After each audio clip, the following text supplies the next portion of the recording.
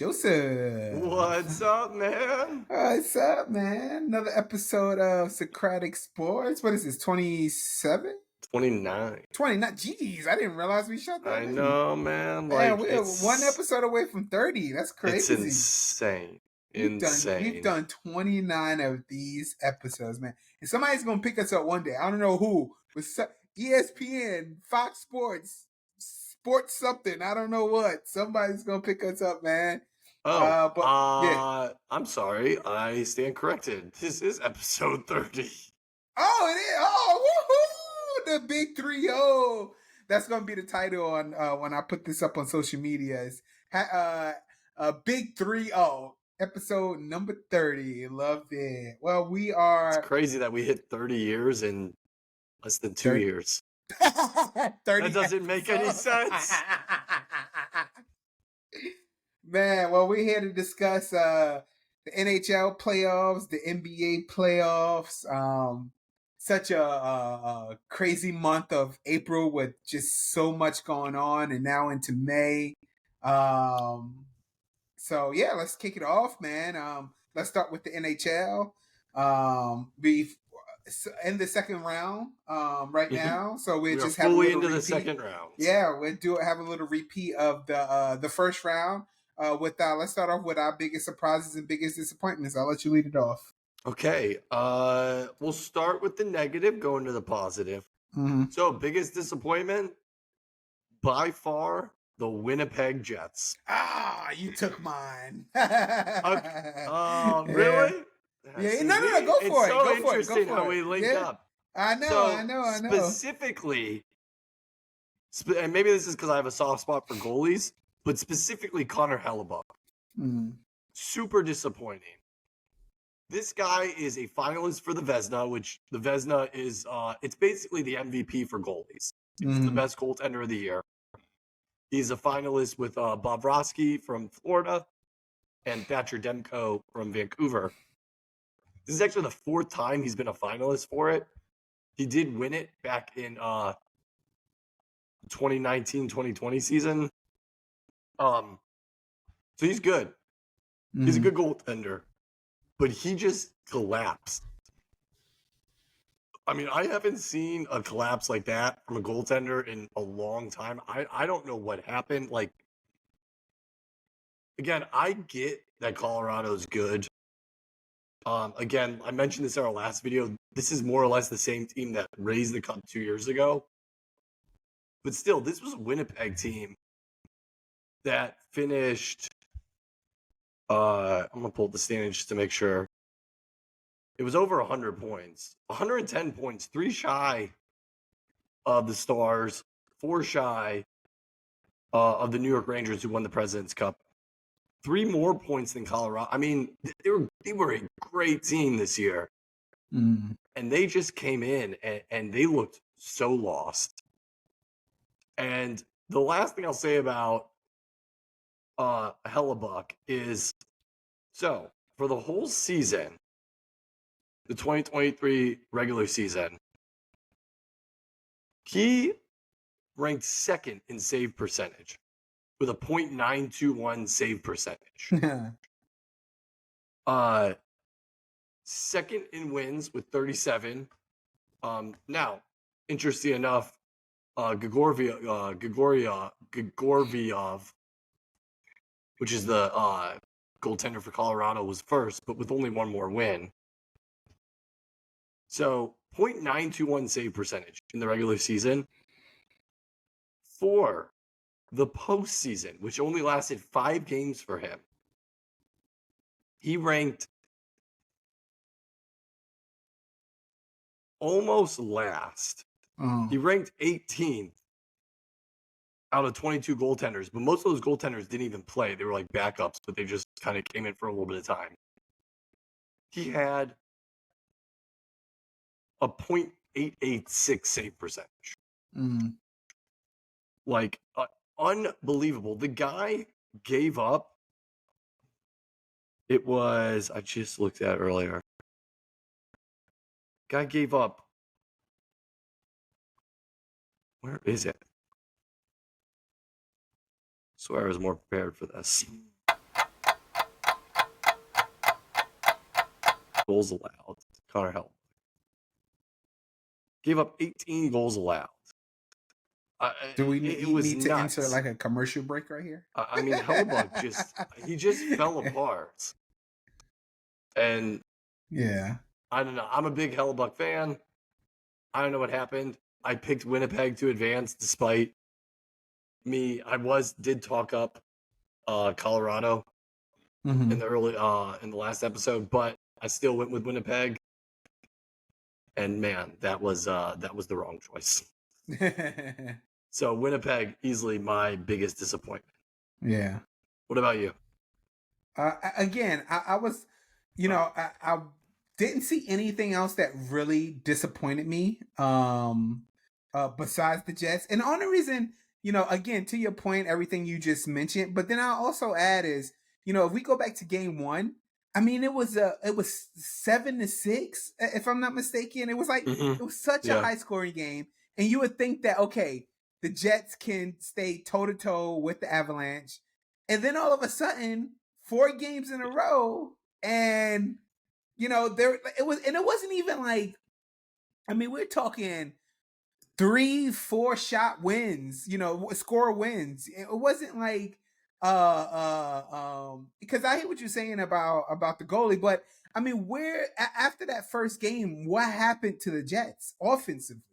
Like the Avalanche was just like, okay, yeah, we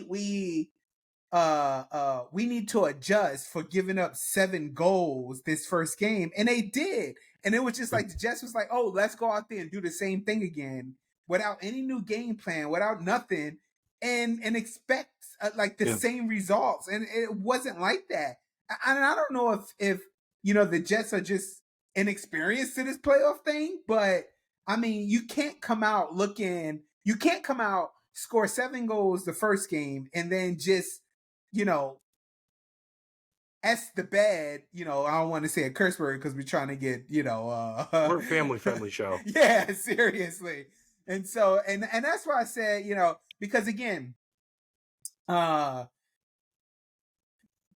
if you told me at the beginning of like we had to make our picks, percentage wise, wins wise, a lot of things was leaning in the Jets' favor. Yeah. And I mean, just even playing at home, they were 27-11-3 at home. Like they wasn't a team to sleep on. Like it wasn't going to be an easy go lucky game. I mean, they were second in the conference. Like this wasn't a pushover team. But after that, and again, that first game showed it, and then after that, it was just like, okay, where did the Jets go? And so that was a big disappointment right there for me with the Jets. So got. Sorry, I like that you mentioned the whole team. Like, I know I'm dogging on Hellebuyck. I think rightfully so. I mean, again, you're a Vezina finalist. You were second in wins. You had a .921 save percentage. Like, it's insane the amount of goals you gave up in 5 games. Yeah. But with that, the whole team, the Jets as a team were one of the deepest defensive teams in the league. Yeah. Like they either led or they were like in the top 5 for limiting goals allowed on a 5-on-5. And the Avalanche just overpowered them. And that's what's amazing is with the Jets. And I don't know. I guess this would be the interesting point of, is it more that Colorado just has such an explosive offensive power on their team? Because I know they got McKinnon, they got Mikko Rantanen, they got Cale Makar. I mean, it's a lot of goal scorers on that team.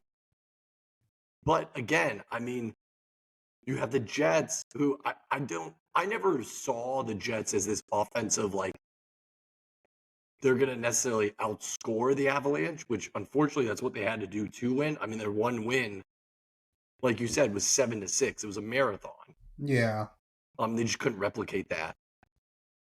So if they were going to win the series, it wasn't outscoring them. They had to stop them, and they just couldn't. It was unbelievable. So. Yeah, and again, like I said, to your point, like where like I said, where did they go? I mean, if you look at the division, the Central Division, they were 3 points behind Dallas, Yeah. and so they scored, or assisted in a lot of, like, they had some play. They knew how to play together. I mean, in NHL, you score by goals or you score by getting assists. And so if you have 100, if you're at 110 points, then your offense, like your team, that squad is doing something right. And they just didn't. That didn't translate to the playoffs, and I just don't know what happened to them. So, yeah. So moving on to your biggest surprise. Biggest surprise, the Vancouver Canucks. Ah. Like, I slept on the Canucks. I did pick Nashville to win it, which I will say, I mean, I will acknowledge my Is Islanders that why pick they're the was biggest out there. That surprise? I probably should have put a little more thought into that and used my reason. I did pick the Islanders to upset the Hurricanes, which was a bad pick. But my Nashville pick, I watched a lot of bracket prediction videos. I would say more than half of them were picking Nashville. It was a popular pick. They had the best record in the NHL since like the end of February. And nobody knew what to expect for Vancouver. It was the first time in the playoffs. Again, if you take away the COVID year, the first time in the playoffs in almost a decade. So I really thought Nashville, I thought it would be like a 7-game series, but I really thought Nashville would finish them off. But man, Vancouver, I am so excited for the Edmonton-Vancouver series that starts tonight. Because Vancouver showed me a lot of fight. Mm-hmm. And that's a And young team. And you're big on the Oilers. And I'm still sticking with them. I still think Oilers all the way. In fact, yeah, I mean, my bracket, I'll go ahead and show it. Why not? Never mind. Hold on. That one is NBA right now. But I picked the Oilers in the bracket I made on ESPN. Picked them on a lot of other brackets I made. I'm very big on the Oilers, and I will tell you, they did nothing. They only made me more confident in the way they played in the first round series. So that was nice.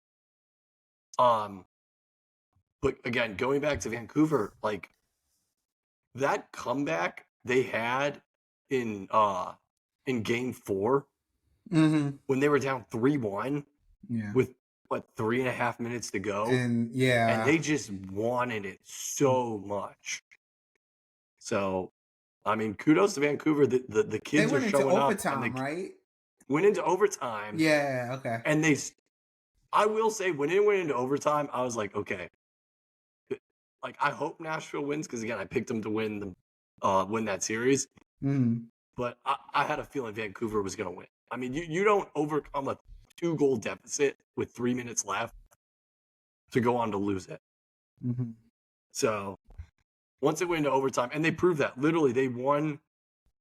I don't even think they made it a minute into overtime before Vancouver put the puck in the back of the net. So my hat goes off to Vancouver. Now, again, unfortunately for Vancouver fans, I think the fun stops here. I have Edmonton sweeping. In my second chance bracket, I actually have Edmonton sweeping Vancouver. If I'm kind, I could see it going 5. But man, Edmonton is playing on another level right now. So we'll see. What about you? What was your positive surprise? So my surprise is kind of a 2-parter. Obviously, Rangers, baby, let's do this. But I mean, to be the only team now, I don't know if it was, the Capitals were, an easy opponent, but being the only team to sweep in a series was kind of, kind of good, fun to see. I mean, Panarin played his butt off. Shesterkin did his thing, Zibanejad had, like I was so excited to see, us play like Ranger hockey. Like I was really excited to see that.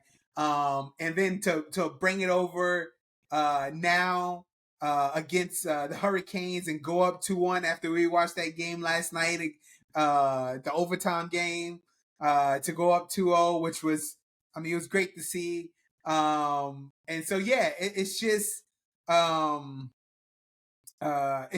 watching the Rangers. Like they are playing. So I get what you're saying, especially I know you're big on the Oilers. Right now, I think the Panthers are playing their butt off right now.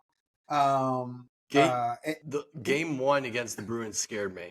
I didn't expect the Panthers to lose that bad. Yeah. And they're actually playing right now, and they're currently losing 1-0. Oh, okay. Yeah. Listen, I agree with you. I was real high on the Panthers as well, but Panthers look like there are some good teams, but again, I'm just saying, like, I being a Rangers fan and seeing them play like this, like my hopes are high right now. 6 in a row. The only thing I am scared of is, yes, I mean, we have to lose eventually, and I'm hoping that when that loss occurs, it doesn't become like, all right, another loss, and then all of a sudden we're out of the playoffs. So that's the only thing I'm a little worried about. But we're playing. I mean, dude, Shesterkin, dude. That dude. He hasn't given up. If I'm not mistaken, like he hasn't given up more than 3 goals so far. His entire playoff career. Yeah, entire playoff career. Yeah, he's impressive. He's just impressing me. Like, oh my, like the saves we saw yesterday was unbelievable. So just seeing the Rangers win like that has just been like it's a surprise because again, this is playoffs. People like this is what they're playing for to get to the Stanley Cup Finals, and you expect with hockey being such a tough sport that everybody is gunning for you, but to see that, like I said, the Rangers just not letting anything phase them and playing Rangers hockey, it just is looking really promising. But my second thing I wanted to add is that I'm kind of surprised the way that teams are winning right now. And what I mean by that is there's only been 2 Game 7s in the first series. You know what I'm saying? Like that also Dallas shocked me. Yeah, the Dallas Stars, Dallas Knights going Game 7, and the Bruins Maple Leafs going 7. But that was it. But everything was either, again, Rangers sweeping. There was a few 4-1s. There was 3 gentlemen sweeps. 3, which there were some 4-1s. Yeah. Panthers Lightning, which I did not expect to be a gentleman sweep. That one just shocked me. I thought the Lightning would have way more fight. And then the Jets one we just talked about, Avalanche. I'm sorry. There were 4 4-1s. Okay. Oilers Kings and then Canes Islanders. All 5-game series. Yeah, and so and that one also shocked me. Yeah, and it's just now again, like I said, maybe some for Game 6s we'll see, but we barely saw that. Everything was just about almost close to a game. It was either took 4 games or 5 games. There probably was 1 Game 6 somewhere.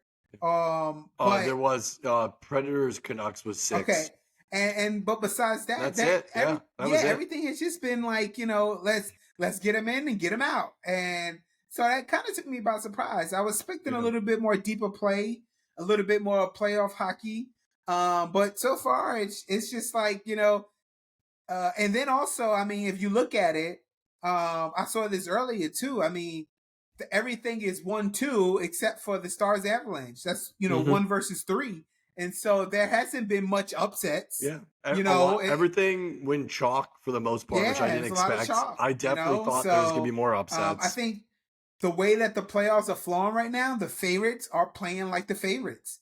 Again, the only one that we're like, what happened was the Jets. But other than that, everything is playing out like it should play out. So, go ahead. With that, then, my question to you is, does a 1 seed win? So your 1 seeds would be Dallas, Rangers, Vancouver, Rangers, and Florida. Yeah. Are one of those your Stanley Cup champion? Yeah, so me personally, because Oilers are 2, and I Mhm. know you're taking the 2 to I'm win it staying with all. the Oilers. Yeah, Yeah. I know you are. So prior to this, again, I think we talked about it on the last episode where we stand with all these teams, and I was high on the Panthers because I'm like, yo, don't sleep on the Panthers. Yep. But to your point, the way they looked in game one and they're losing right now, it's just like, whoa, what's going on? But again, how can even though and I I don't hate to do this, but I kind of hate to do this because I'm a Rangers fan, Yeah. but I can't deny how good we're looking right now. Yes, Yeah. we did play the Capitals, who again, wasn't playing the best down the stretch. I mean, they almost missed the playoffs if I'm not mistaken. Yeah. And yeah, and now we're playing a good Hurricanes teams who just wiped out the Islanders. And we're up 2-0. So how can I not be high on us? Now, I will say this. If we do, depending on who we play, like if the Bruins make the Panthers look ridiculous right now, like I mean, like you said, a gentleman's sweep or even 6 games, or even if the Panthers come back and turn it around and go 7, you know, I would be a little if the Rangers continue this play of again just running over the Hurricanes, which I hope we do, and if we don't, cool. However long it takes us to win, but if we do end early and the Panthers Bruins continue to go, I'll be a little worried because that team now has the momentum going in because we just been sitting around resting because again we keep winning. If you go to the Western Conference, Stars Avalanche, again, the Avalanche came back out of nowhere yesterday. And the Stars to I mean, we were watching it like in the first 10 minutes, they had like 3 or 4 power plays or whatever. Like the Avalanche did not look good that first They had to shake off the rust. They just got yeah, off they the did. gentleman's They sweep. did. Yeah, Like, yeah. They had to shake that off, but they came back and won. And so if that's the way if Stars are going to give up victories like that, then I don't see the Stars going anywhere. And then again, we don't. You didn't. Everybody was expecting the Predators to go on. Now we have the Canucks, and obviously you're high on the Oilers. But that Oilers Canucks games, I think that will say a lot of where yeah. the Oilers really are. I think even because I think if the Oilers get past the Canucks, whoever they play, I would say Oilers Avalanche, that'd be an amazing Yeah. series. And I wouldn't even know who to choose there. But if it's Oilers Stars, I'm taking the Oilers without a doubt. I think the Oilers. I agree with you. I think the Oilers are just that good. But to your original point, is there a number one? If I had to choose a number one right now, I would pick the Rangers. If to win it all, that's who I would roll with. I do it. I do hope it's Rangers Stars because I would love to see them here in Texas. But yeah, if I had to choose someone, I would choose the Rangers. So I mean, yeah, that's a logical pick. I mean, the Rangers yeah. are. I mean, they've looked as good as any President's Trump Cup trophy winner I've seen in the last few years. So Mm, now that yeah. series And shifts what to was that? Carolina. So What was that? What you said last time we did it? What the last time the President's Cup won was 11 or was actually 11 years ago because it was 11 years ago. 2013. It's Okay, okay. 2013, And it and was there's only been who was it? 6. Blackhawks? Was it the It was the Blackhawks? Blackhawks, yeah. Okay. And there's only been 6 teams in the entirety of since they've given out the President's Cup trophy that have actually gone on to win the cup. So Yeah. And again, I'm excited to watch that Oilers game tonight. I want to see, again, because I honestly want to see them because you're so high on them. That's why I really want to see. I want to So, see. I will toot my own horn here, and the the evidence bears it out. Like, listen, I was high on them before they went into the playoffs. And like I said, luckily for my case, they've done nothing to squash that. So again, Connor McDavid Yeah, is he's a tied beast. for the number one with points in the postseason. Yeah, he's a and beast. then for goals, the Oilers have number 2 and number 3. So it's Hyman at 7, Draisaitl at 5. Again, I mean, they show up all over the stat sheet. Stuart Skinner's playing really well, because that was my biggest question mark, was how is their goaltender Stuart Skinner going to play? And so far, so good. Again, I get it's the Kings. The Kings were very up and down all year. But Is game 1 in Vancouver? It's in Edmonton. No, yes, sorry. It's in Vancouver. Because Vancouver was the one. Vancouver shocked everybody and won the Pacific. That's right. They had 1 seed. So, yeah, okay. But Vancouver's not that far from Edmonton. I think you're going to see a lot of orange and blue in the stands tonight. Yeah. Oh, yeah. I wouldn't be surprised at all. Yeah. Again, and this might come back to bite me, but I'm going to reiterate this. I think this is where the inexperience of Vancouver comes back to bite them. I like what they're doing. I like Quinn Hughes. I also think it's going to all depend on if Thatcher, their goaltender, the Vezina nominated goaltender, eventually comes back. That was the other more impressive thing about Vancouver, is they won almost all that series without Thatcher Demko. So, yeah, like I said, impressed with Vancouver. I would be remiss if I didn't mention Toronto. Yo, that was hard and painful to watch that game. It was a great game 7. Toronto? What do you mean? To the Maple Leafs. Oh my God, dude. Did you know? So Toronto, that was the 4th time since 2013 that Toronto's played Boston in the first round. So they played in 2013, in 2018, in 2019, and now in 2024. All 4 series has gone to a game 7. And all 4 times, Toronto has lost. Jeez. Yeah, that was rough, dude. When they scored that goal in the 3rd period, I was like, this is it. Toronto's doing it. They're gonna break the cycle. Yeah. Nope. And what's crazy is that it was if I'm not mistaken, like it went into the 3rd period scoreless, and then they, to your point, they scored, and then you was like, oh, and then all of a sudden, then less than a minute later, Boston scored. I'm about to say it wasn't even that long. Like it literally, like they had all the momentum. They scored, and then all of a sudden, Boston came back down. They were showing Toronto on the TV. The fans were like, this is it. Yep. I was like, bruh. How do you explain it? Like, it's not on the same level, but it's kind of like the Bills going to 4 straight Super Bowls and losing all of them. Yeah. How do you explain that? 4 series, all game 7s, you lose every one. Yeah. I don't know. Yeah, it's got to be the city. Yeah. Well, they got 2 more Canadian teams that maybe can do something. So I don't know. Have you seen the Jays? Oh, yikes! That's a tough division too. That's funny. All right, Mr. Carlos. I will show my bracket just so nobody knows I'm not bluffing. For all the haters, quote unquote.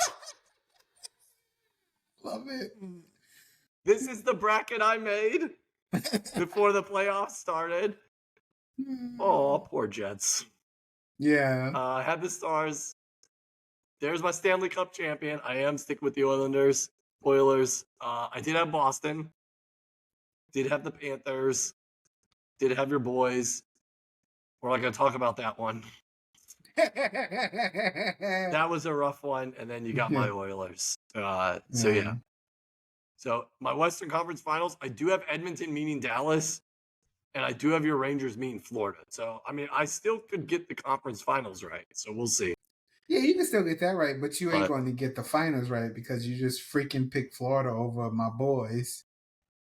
I did pick Florida being New York, but. It is what it is. I'm locked in. Yeah, it is what it is. Let's go, Connor.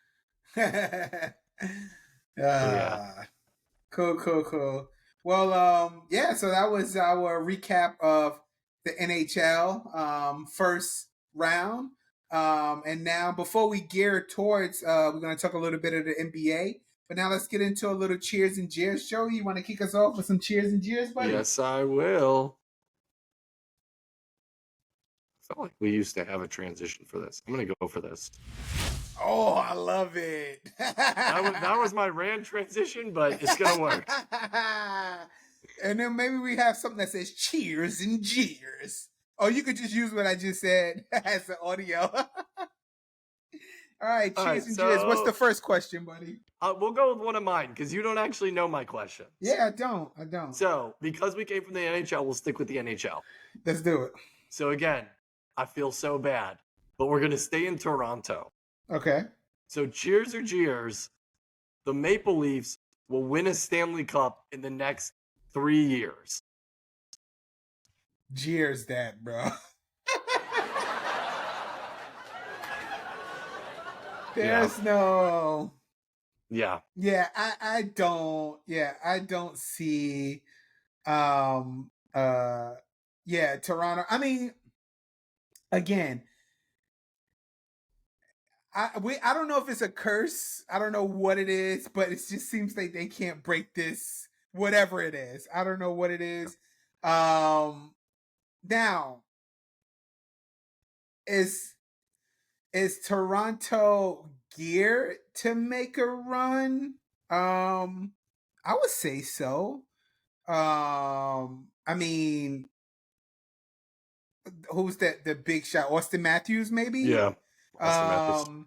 And so, I mean, he's still young. I want to say he's like 27, 28. So whatever he was he drafted at 18 in 2016. Okay, so was he 20? Was he? He was 19? 18 when he was drafted. 18. So he's like 25 now, 26 maybe. Yeah. So I'm bad at math, but yeah. So yeah. So I mean, we he's good. He's a good center. He I would say that's what they got going for them. And they play well as a team. But again, I just don't. I don't know how I can see them getting over that hump. And unfortunately, being in the Eastern Conference too, I mean, that's just it's just tough. Like because you know what, I don't want to be a Debbie Downer. That's why I'm just trying to put my words together because I'm like, anything is possible. Anybody, even for Toronto. But can I tell you this though? If it does happen, it'd be a great story because it'd be like one of those, they finally broke the curse. Sort of like when the Cubs. Who was it with the whole monkey on the back? Who took the monkey off the back?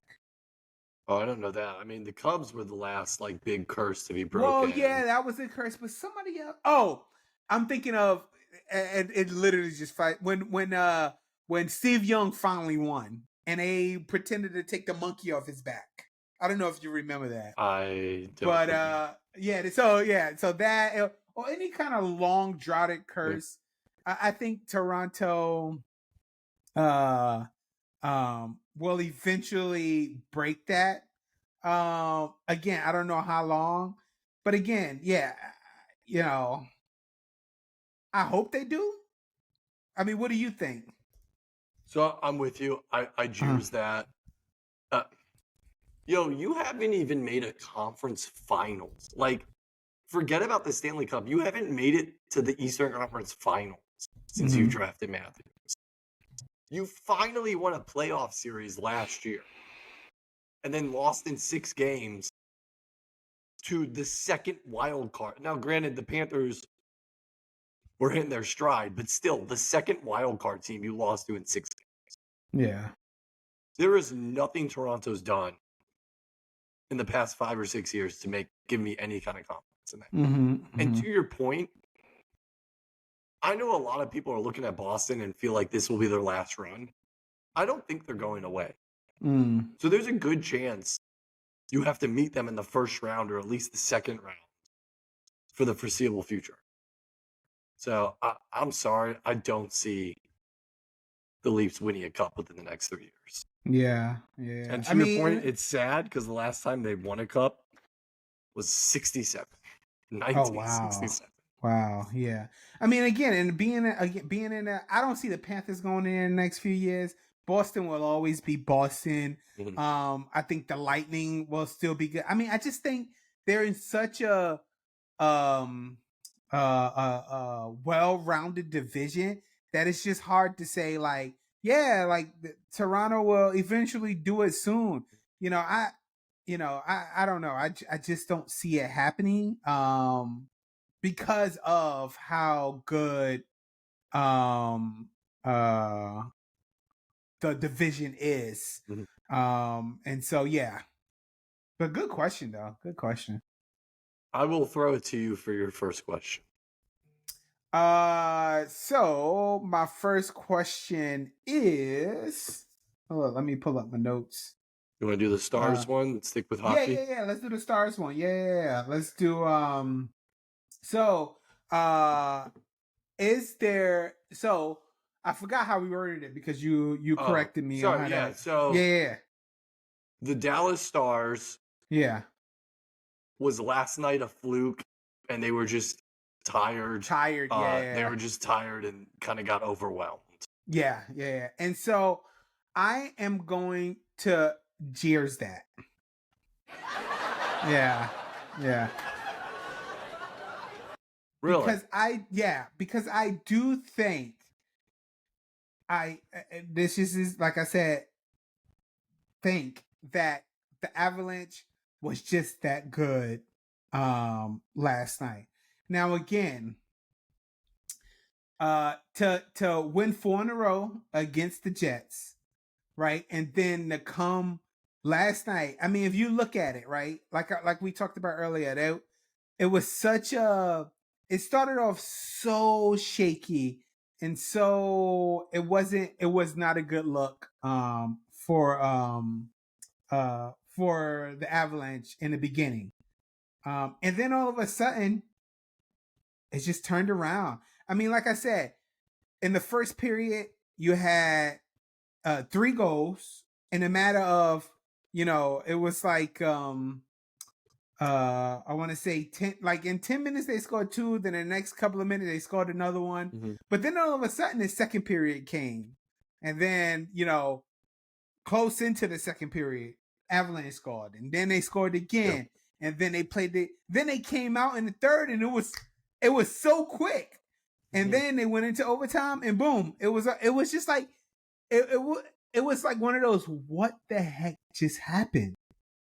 And my thought process was, can the Stars played 7 games last series? Could they be tied? Yeah, that makes sense. But can Colorado just be that hot right now? Again, after losing that first game against the Jets and just killing them the next 4 games, it's just like, all right, well, are the uh Avalanche that Mm-hmm. serious? And I think they are. You know what I'm saying? Like they are. They just looked. They didn't fold under the pressure. They came out. You know, they just came out looking good, and so I'm gonna give it to the Avalanche that wasn't because the Stars were tired. I just think the Avalanche were that good. So I'm going to disagree with you. Okay. I think the Stars were tired. Okay. Last night was rough. It does not. I don't look down on the Stars for it. So think about this: was a Stars team that lost the first 2 games at home to Vegas and then rallied. I think this is a very resilient Stars team. Listen, the Otter has been playing unbelievable. At some point, you're probably going to have a bad game. Last night was a bad night for him. But did you see? But did you see the overtime goal? Did you see Miles Wood just come down and he literally he was on like So I don't know. at that point, though, I feel like Dallas was just shell shocked. Okay. Now listen, credit to Miles Wood. Did you see his interview on SVP? No, I didn't. So they interview him literally right after the game, and he's just like, he sounded like me. Scott, Scott was literally like, "Yo, do you need a second?" Like, that's funny. but I don't know. I still think Dallas wins this series. I do think they're just tired. Now, if it happens again, there could be a different conversation. All they had to do was take one at home, though. That's why I'm like, because that's huge, bro. You take one at home, you take one away from the home team. That is huge, man. I mean, Vegas especially took two. Hockey. Vegas took two, and Dallas still finished that off. True. Good point. I don't know. I think the Stars are still are okay. So long as they respond appropriately. Cool. All right. Moving into our next big topic discussion. So we'll start with yours. Okay. So can the Timberwolves sustain this success for the next 5 years? Cheer that.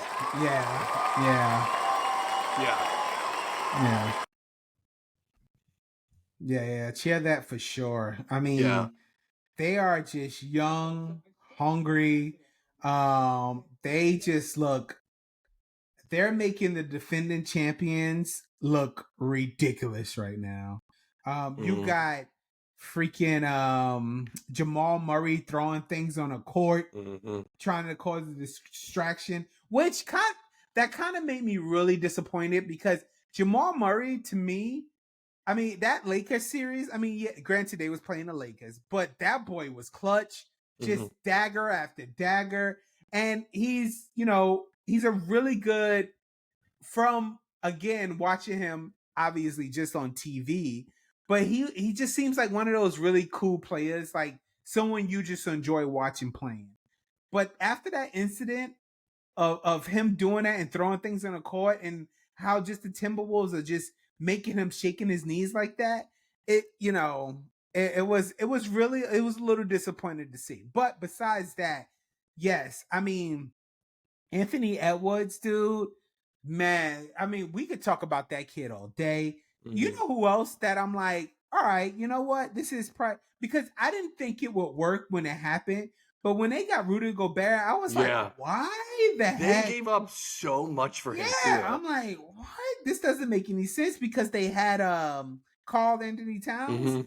And so you're like why? What? This doesn't even make any sense, but it's working. Two big men, and I think that's really given Jokic a problem. Having like these back-to-back big dudes, and then it forces Jokic to just be a little bit more of an outside presence.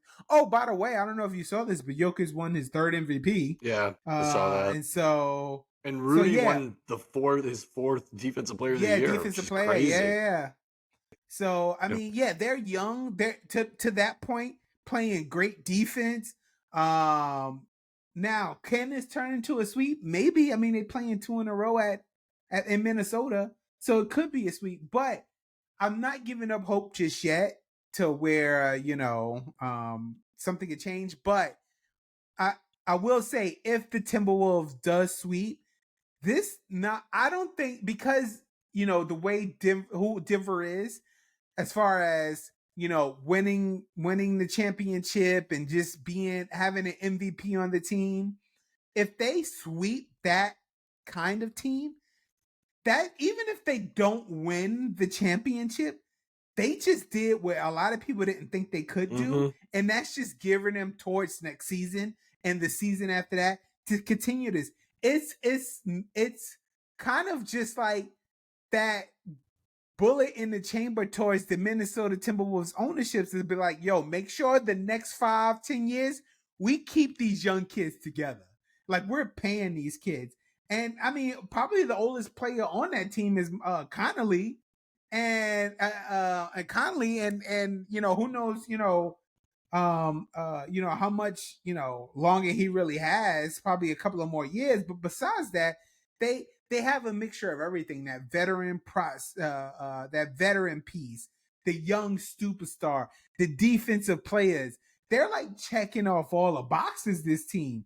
And it's really cool to see.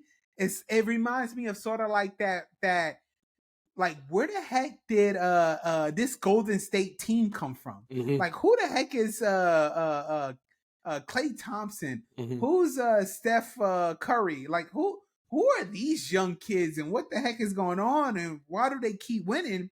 That's the kind of feel that I'm getting from Minnesota right now, and I think it's gonna happen for the next 5 years. Yeah, so I agree. I'm cheersing that. I do not think that this is a mirage. This Minnesota team, man, they got me looking like a fool. Like I didn't even have them getting past the Suns. Wow. They're the real deal. I mean, you say it all. So the only point I will add, which I found super interesting, which I learned watching the game the other night, their president of basketball operations, Tim Connolly, was the president of basketball operations for the Nuggets from 2013 to 2023. He got some inside information. He's the one who drafted Nikola. Mm. So it's crazy that he builds that team up, and he's kind of sort of doing the same thing with the Timberwolves. Yeah. So, yeah, I mean, they're looking good. Yeah, real good. So my final question, still sticking with the Timberwolves, but in a little different light. Anthony Edwards. Anthony Edwards will win a league MVP before Jason Tatum does. Oh, that's a good one. Oh, wow, you kind of stumped me on that one. I'm gonna go Jeers. Yeah. And so how I really want to say yes, I really did, but thinking about it again, being in the West and being around like the Jokic and I mean if Booker stays, if Kevin Durant stays, if if Steph come blazing next year, there's a lot more eyes on the West of as far as competition. On the East, it's Tatum and everybody else right now. And so I think if he continues to get that spotlight like that on him, then it's just like, all right, Tatum is running the East, and so he can be the MVP. But because it's so much in the air on the West, that I think that all that competition, it would just be hard to put Anthony Edwards in any conversation right now. And again, I think Tatum is in his prime, like going into his prime years, where I think Anthony Edwards is still like, I mean, yeah, he's doing great now and he's going to be around for a while. And once he gets to that prime, that official, he's pre-prime right now. Once he gets into prime, then I think that's when that MVP talks really comes. But right now, I can see Tatum, next 2 or 3 years in that conversation for sure with a good chance of winning. And then Anthony Edwards within the next 5 years in the conversation with a real chance of winning, not just being in the conversation for both of them, not just being in the conversation, but with a real chance of winning. So I actually disagree with you. Ah. So I'm going to cheers it. I do think we'll see Anthony Edwards win the MVP before Jason Tatum does. Okay. Jason Tatum had an unbelievable year this year, and he still lost to Nikola for the MVP. And here's my other thing with this Boston team. I feel like this Boston team in the next couple of years, it's kind of on the downside of their greatness and their dominance. I do think it's going to be coming to an end sooner than people think.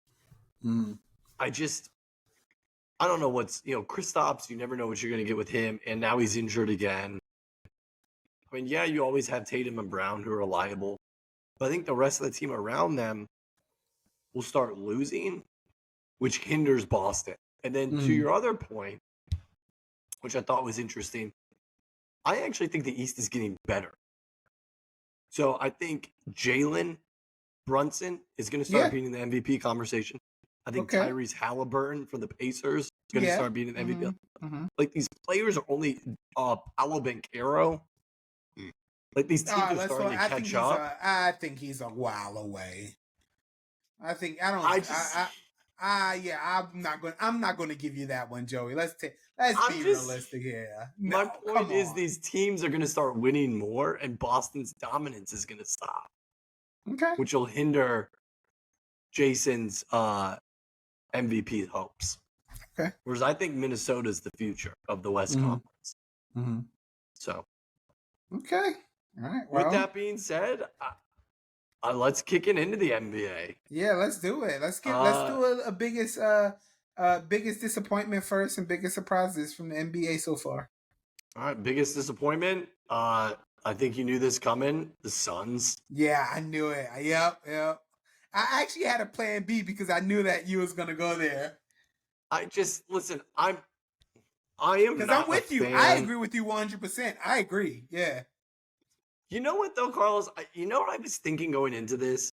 Should we actually be disappointed in the Suns? And what I mean by that is, they went in as a 6 seed. It's not like they were on fire the whole year. It's like we saw what's on paper and assumed it was all going to work. And the Suns, for me, and I'm mad at myself because I feel like it's a case of like I counted my chickens before they hatched. Like, I just went with the assumption of obviously Devin Booker, Kevin Durant, and Bradley Beal are going to go far in the playoffs. Obviously, they're going to take down a Minnesota team, that's barely made the playoffs. Like, I never second guessed it, and I never actually sat down and looked. It was like this team was very hot and cold the whole season. But with that being said, I went into the playoffs with the thought they would at least get past the first round. They got swept, of all things. So, yeah, it's the Suns. I don't know what they're going to do. I don't know what they're going to do with Frank Vogel. I don't know what they're going to do with all these big contracts. I feel like they more or less have given their future away for this season. So, I don't know. We'll see about next season, but, yeah, it's the Suns easy. So, yeah, it for me, like I said, I have option B, but I want to, because you just asked, should we be surprised? Joe, should we be disappointed? Absolutely. Let's break it down like this, right? You have Bradley Beal. You know how much Bradley Beal makes a year? $46 million. You have Devin Booker at $36 million. You got Kevin Durant at $47 million. If I'm paying you that much money, you better get me to that championship, Joey. You better get me, and not even, like, you better get me to the promised land. Like, they're here paying Joseph Nurkic $16 million to play center. Where the heck was he? You know what I'm saying? Grayson Allen is making $9 million. Where the heck was he? I hate Grayson Allen so much, by the way. That's a side note, though. This is, these dudes are paid to be the best players in the league, and they are not acting like it. And I don't know and I don't want to, again, seeing Kevin Durant play was absolutely something. One of the best shooters you probably ever see. Devin Booker, one of the greatest stars. Bradley Beal, unfortunately spent his time in Washington, just washing away. But, you get him in the right atmosphere, he could have been something special. Now, the only question is, did he pass? Like, is it too late now for him, But Phoenix got just all these players to try to do something, and nothing happened. Did the Suns just think that, okay, yeah, let's pay these players good money and see what happens? Or did they actually think that they were going to play well together? Because when I look at them play, they don't play well together. Every other team that's in this playoffs right now played well together. I mean, if you look at the Heat against the Celtics, I mean, yes, they was out without Jimmy Butler. The Heat was, but at least they tried to play together and do something against Boston and not get swept. You know what I'm saying? Like it's just I don't know. I don't think that the Suns get a pass or I don't think Minnesota's play outshine well, let me rephrase that. I don't think Minnesota's good play outshine Phoenix's bad play because Phoenix played terrible. They did not play as a team. There was no defense. There was like they were my biggest disappointment. They were, but that again, I had a number two. I want to know what number 2 is. So B, interesting enough, it has nothing to do with the any teams or players. It has to do with the fan base. My biggest disappointment is the Philadelphia 76ers fan base. How dare you let the New York Knicks come into your home stadium and just make it seem like a home game? I mean, that was, dude, I swear that was shocking. That's a great one, by the way. And that is shocking. Yeah, sometimes I would sit there and see, like, Brunson hit a shot and the crowd go crazy. And I forget that they in Philly. I'm thinking they in New York. They were in Philly. And then the owners tried to buy all them tickets to give it to them. And that still didn't work. Like, where the heck? They just scalped them properly. Yeah. Like, bro, where were the Philadelphians? So then my next point will be, are the Philadelphia 76ers fan base tired? Like, are they done supporting? You know what I'm saying? I'm not even a Sixers fan. But yeah, like I would be. How long do you need to trust the process? Oh, yes. That is a good one. That guy's name isn't even there anymore. No one's there. I guess so. Technically, I guess Joel was part of Trust the Process. Yeah. But who else? Markelle Fultz, gone. Ben Simmons, gone. Yeah. Like, the owner. No, this is not the same owner. Sorry, I forgot. That owner bought the Washington Commanders, is what I'm thinking. Like, yeah, I think it's just... So you know who the 76ers remind me of? This isn't interesting. The Toronto Maple Leafs. That's who they remind. Like, that is good. Yeah. You get all this draft capital. You bring in all this generational talent. And you can barely win a series. Yeah. Come on. Like, figure it out. You have a former MVP on the team. Tyrese Maxey's giving you everything he has. Mm-hmm. Yeah, that was a good number. I think the fan, because you know what? You don't see it with other Philly sports. Yeah. The Eagles fans show up. Mm-hmm. The Phillies fans are there. I mean, I guess it's easy when you're the best record in the MLB. Yeah. But they're showing up. I don't blame them. The process has been a failed thing. They need to figure out a new catchphrase. Yeah. I'm not saying trade Joel Embiid, but I think it's something that should be considered. I think it may be time for a Sixers rebuild, to be honest. Oh, yeah, for sure. Like, they got to do something with Tobias Harris. They got to get rid of him. Yeah. Where are you? Like, you got a max contract. Yeah. But, okay. That's a good one. Yeah. On the more positive note. Yeah. Biggest surprise. Obviously, I think it comes as no surprise. Okay, so I'll do what you did. So the obvious one, the Minnesota Timberwolves.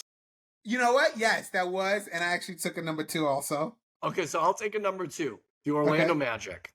Oh, bringing Cleveland all the way to a Game 7. Okay, that's a good one. Game 7 that I thought they were going to win. Like, I actually picked the Magic going into Game 7. Like, in my original bracket, I picked Cleveland, but once they made it to a Game 7, I was like, yo, the Magic beat the Cavaliers. Mm-hmm. Now, kudos to the Cavaliers. They made a big comeback. Donovan Mitchell, played his butt off. He was tired of losing, like he said. Mm-hmm. So I'm going to give it to the Magic. Like I just said in the cheers and jeers, the Magic, it would not surprise me if the Magic in the next couple of years become the current Timberwolves. A team that's kind of been building in the shadows and then all of a sudden kind of explode on you and you see this team that's just unstoppable. So we'll see. What about you? So, I mean, I'm kind of going chalk right now. And I'm going with the Thunder. Okay. I just, even though, they played the Pelicans, but the one thing that I take away from watching them is that we actually had this conversation yesterday, and I don't know if you remember it. I mean, it was yesterday, but I don't know if you remember the order. I barely remember what I had for breakfast. We talked about who was the youngest team in the NBA. Yeah. And then where did OKC rank? Number 2. Number 2. Number 2, right behind. Do you remember who number 1 was? San Antonio. San Antonio, yeah. Yeah. So to be the second youngest team and to sweep, again, an okay Pelicans team, but to go into game 1 against Dallas, who has Luka, who has Kyrie, who has veterans on his team, who's playing really good basketball, but to, not essentially blow them away, but kind of they bullied them. Yeah, they did. They really did bully them. Like that fourth quarter, like OKC played some really good defense. And again, the spotlight wasn't too big for them. And if we go to actually we know Shai Alexander was going to do his thing. I mean, he had 29 points, but then Chet Holmgren had 19 points, which again, that doesn't, surprise, but then they had good play from the bench. I mean, our boy Giddey didn't do much, but speak for yourself. That is not my boy. I stay far away from Josh Giddey. But yeah, I mean, for a young team, for them to keep their composure, to go out there and do what they did against the Mavs, continue this winning streak, I think it's a really big surprise, and I'm. It would be so cool to see a Minnesota OKC game. I agree with you. That would be a cool Western Conference Finals. Yeah. So you know what the next logical question would be? What's that? Did the Mavs underestimate OKC and they caught, and kind of like with the Dallas Stars, did OKC kind of catch the Mavericks sleeping? And that's not the Mavericks team you're going to see moving forward. Good question. If we're going back to what we talked about, because Mavs Clippers went 6 games, and then obviously the Thunder swept the Pelicans. So the Thunder had a little bit more time off. That again, being young, not really taking it serious and just doing whatever they want to do, because again, they're young, they just want to have a good time. But no, they got well prepared to come in to a Mavs team who again just came off a good game against the Clippers. Who, you know what? I could have added the Clippers too to the biggest disappointment, just like the Suns, because again, you're playing all these players, all this money, the Kawhis, the PGs, the Westbrooks, all this, and they crapped the bed also. Well, that's what I was going to ask. I mean, they didn't have Kawhi, so I don't know. That doesn't play. Yeah, they didn't have Kawhi most of that series. Okay, all right. Well, fine. They still paying him a lot of money. I totally agree. Listen, I think Kawhi, he's quickly becoming one of the most overrated players in my opinion. Yeah, for sure. I don't know what's going on with him. I don't know why. I think he's just tired of paying. I really do think he's tired of playing. Really? Yeah, I think so. Either he's tired of playing around. I think he won in Toronto because again, it was Toronto. He wasn't in the spotlight. He wasn't playing with other superstars. He was just, he was the guy with some great role players. And I think if you get him in the right system to have that, I think the whole dynamic change. But wasn't he the one who pushed to get Paul George to the Clippers? Wasn't that his idea? I honestly, I don't know. It could have been. I don't know. If it was, that could have that unless he wanted to take that pressure off of him and he let, he wanted another superstar there to I do think that. he wanted Maybe. Toronto because he wanted to prove that, like, I'm more than the Popovich system. Yeah, maybe so. And it but also again, took possibly the luckiest shot in the world to even get to the finals. hey, you miss 100% of the shots you don't take, buddy. Okay. Okay, Wayne Gretzky. So, but yeah, I think that the Thunder came well prepared. I don't think the Mavs slept on them. I just think the Thunder was a way better team than I think a lot of people think, because we're really pushing this narrative. Okay, there's a lot of young teams, because there are a lot of young teams. Yeah. In this, I mean, I would say the Lakers was an older team. Even the Suns were an older team. Yeah, Suns are an older team. Yeah. The Bucks, I think, is the oldest Bucks team in the league. Team. Yeah, they are the oldest team. Yeah. So yeah, there are a lot of older teams, but I just think that these young players on these teams really got their head in the game, and I think are really paving a way that, if we could just sit here and not worry about what young kids worry about and come out and play our style of basketball, then it showed last night that if they do it 2 times, like if they do it again tomorrow against the Mavs, then I think that just speaks volumes, that because, okay, we won game 1, you can easily be excited to win game 1 and win it in that style, and then just forget how to play because you're so excited.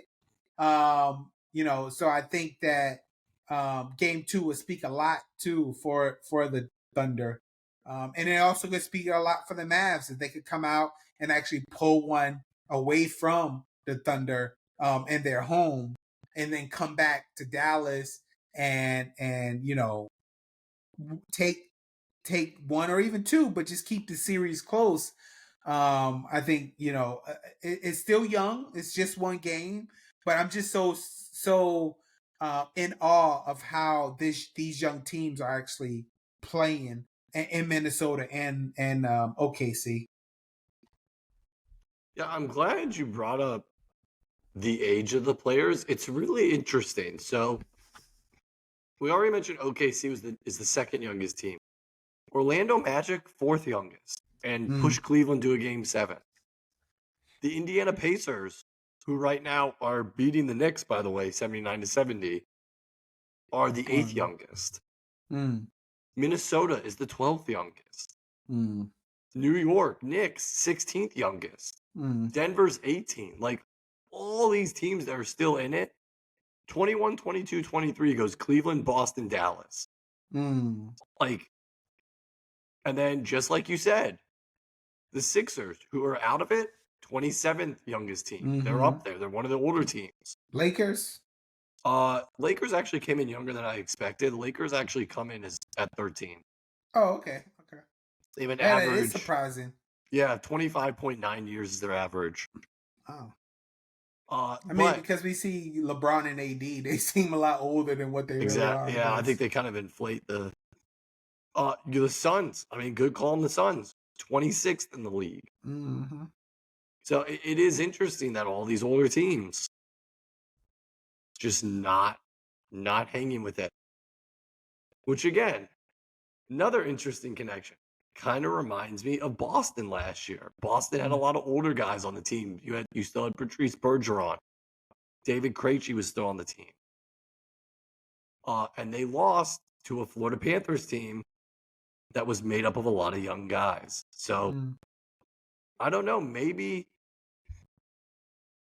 I think the grind of the long season, this is where, like, you eventually feel it in the playoffs. And it's just like, I mean, your average NBA player is probably playing what? it's an 82 game season. They probably play, I would say, at least 70 of them. 60? Oh, okay. You think 60? Yeah, 60, 65. That's a lot of It games. is. Yeah. And when you're older, your body just doesn't recover the way it used to. Mhm, So mhm. kind of, again, I think it's why you see teams like Minnesota or even going farther back like Golden State. When Golden State started their dynasty, they were still a relatively young team. Mm, They won their first championship in 2015. Klay Thompson only been in the league for 4 years. mm. Steph had only been in the league since 2009. So Draymond had only been in the league since 2012. So, I mean, there is something to, the older you get, though, it's why obviously people retire when they get older. Their body just Yeah. doesn't bounce back the way it used to. Mm. So, but hey, I guess unless your name's Tom Brady, Yeah. but he's an anomaly. Yeah. So, yeah, I don't know. I agree with you. I would not be. I hope the Mavs make it just because I think it'd be cool if both the Mavs and the Stars make it. Hmm. That'd be cool for the city. But I would not be disappointed if Minnesota and OKC give us our Western Conference Finals. Yeah. I also would not be disappointed in a Boston New York Knicks Finals. So Yeah. but yeah. Awesome. Well, Joseph, we have come to our time. Another great episode talking about the NHL, the NBA. Again, we do have some travel coming up for us. So we'll try to get another episode soon. And see if we can. There'll be a little bit more games decided by the time our next episode. We'll see where we at. But again, thank you guys so much for checking out Socratic Sports. Tell a friend and tell a friend and tell a friend to come check us out. You can find us on Instagram, Socratic Sports 22. You can find us on Apple Podcasts. You can find us on Spotify. You can find us on YouTube, Socratic Sports 22. We just Thank you to our loyal followers who loves to see Joey's face like that. Check it out. You get to see that every time we do an episode.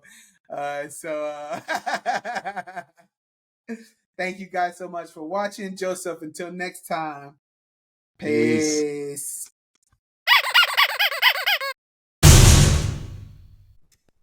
It's the best show you're not watching.